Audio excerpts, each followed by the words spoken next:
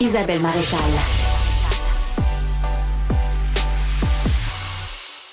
Je suis en compagnie de mon collègue Richard Martineau. Salut Richard. Salut Isabelle. Écoute, je suis inquiet pour l'avenir. Puis je blâme pas les gens. L'avenir en général ou l'avenir spécifique? De notre société et surtout, il y a plein de jeunes qui ne veulent plus, ne sont plus intéressés, puis à tort ou à raison, je ne vais pas les critiquer, d'occuper certains postes. Surtout les postes trop prenants, comme enseignants, ça leur tente plus vraiment, c'est des conditions de travail trop difficiles, etc. Policiers aussi. Tu sais, des jobs qui te demandent d'être investi, d'être là quasiment 7 jours par semaine, de faire des heures supplémentaires, de travailler le week-end, ça les intéresse plus. Puis là, j'écoutais ton entrevue avec l'agricultrice un peu plus tôt. Oui. Puis, tu sais, la relève, là, qui va vouloir? Parce que c'est un job de fou, c'est du missionnariat, là, comme disait la femme. Là. C'est un sacerdoce, l'agriculture. C'est 7 heures, Ouais. tu sais, 7 jours par semaine, 24 heures par jour. Les vaches n'attendent pas, comme elle disait. Ouais. Tellement que le gars peut même pas pu être présent, Christy, lors du décès de sa fille. Là. C'est épouvantable. Et qui va vouloir reprendre ces jobs-là? Je regarde les maires. Tu as vu le nombre de maires qui ont quitté le bureau d'enquête a sorti ça, les maires, les mairesses. Vendredi dernier, il y a plein de démissions. Les gens, ça les intéresse plus. Ils se font écœurer, ils se font insulter, ils se font harceler.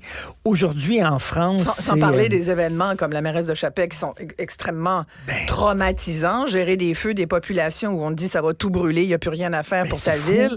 Fait que c'est des situations pour lesquelles ils sont pas forcément formés.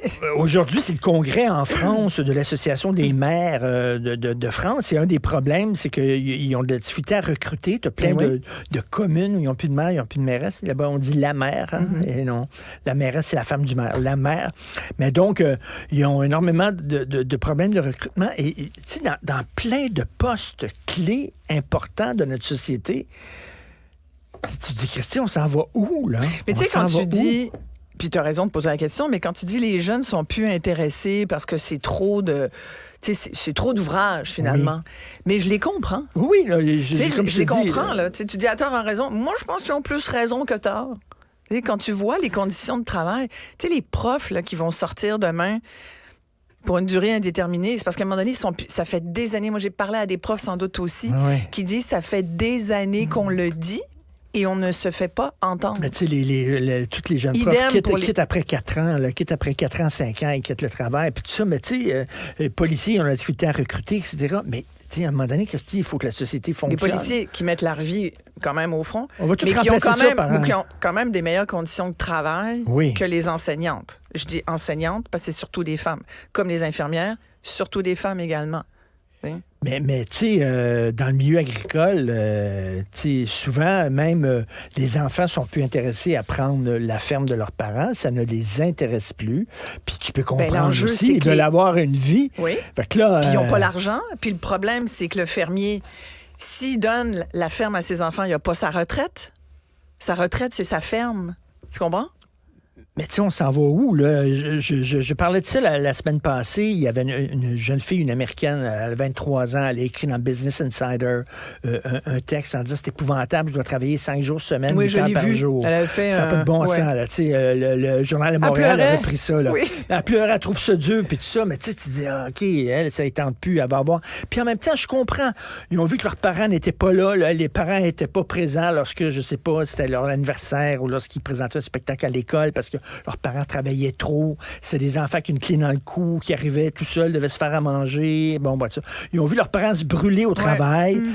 Ça les intéresse pas. Ils veulent, eux autres, y a-t-il une vie avant la mort plutôt qu'il y a-t-il une vie après la mort? Donc, ils veulent être présents pour leurs amoureux, amoureuses, leurs enfants quand ils vont en avoir. Je peux comprendre ça, mais comment on va pouvoir fonctionner là, si tout le monde veut travailler? Puis ils veulent travailler peut-être 3 jours, 4 jours semaine, mais avoir le même salaire.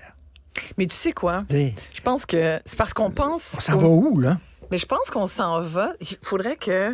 Écoute, c'est fascinant parce que je suis en train de... Bientôt, je peux même dire la date, c'est en janvier, fin janvier, il y aura un documentaire à Télé-Québec sur lequel que j'ai produit et que j'anime qui parle de grande démission. Et c'est un prétexte pour parler de ce changement obligatoire qui nous attend sur le marché du travail, Richard. On n'a pas le choix. Ils appellent ça en France, ça y touche beaucoup. La grande démission, il y a plein de textes parce que qui ont les été gens publiés. ont démissionné, surtout aux États-Unis. Il y a eu des millions de personnes, beaucoup des jeunes, mais pas que, qui ont démissionné aussi au Québec un peu. Évidemment, là, on Parce que parle pendant la pandémie, Oui. on a eu le temps de réfléchir. Oui. Puis il n'y a rien de pire que les gens qui réfléchissent. Oui. Il n'y a rien de pire que ça. Tu Parce veux qu'ils pas ont des idées, réfléchissent. soudainement. Ils ont des idées, puis ils changent leur vie. Ouais. Fait que tu veux les occuper. Mais là, pendant 2 semaines, mais même plus que ça, 2 ans, ils ont eu le temps de penser. Oui.